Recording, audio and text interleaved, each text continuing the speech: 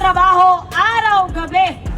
Lumulusong sa baha dahil ipinulsa nyo ang budget sa flood control. And don't get started with me. With how much money did you took from us? Flood control project is 500 billion.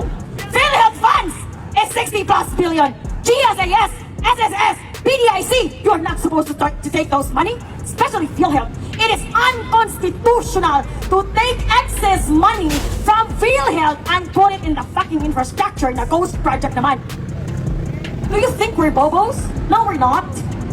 We're not idiots. Maalam kami dahil may YouTube University. Accessible sa marami. Huwag nyo kaming lukuhin. Nakakagalit. At kapag galit na kami kayo. Galit na kami sa inyo. Ito ang tanda nyo. Siguruhin nyo lang na kayang pasakayin sa mga private jets nyo lahat ng relatives nyo. Because taong bayan will show no mercy when the time comes. Tandaan nyo yan. Enjoy nyo muna yung mga sasakyan ninyo na binili namin.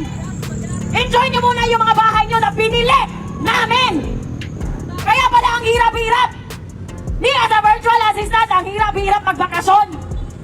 Kasi walang extra pera. Kasi kailangan pala naming sponsoran yung mga lifestyle nyo.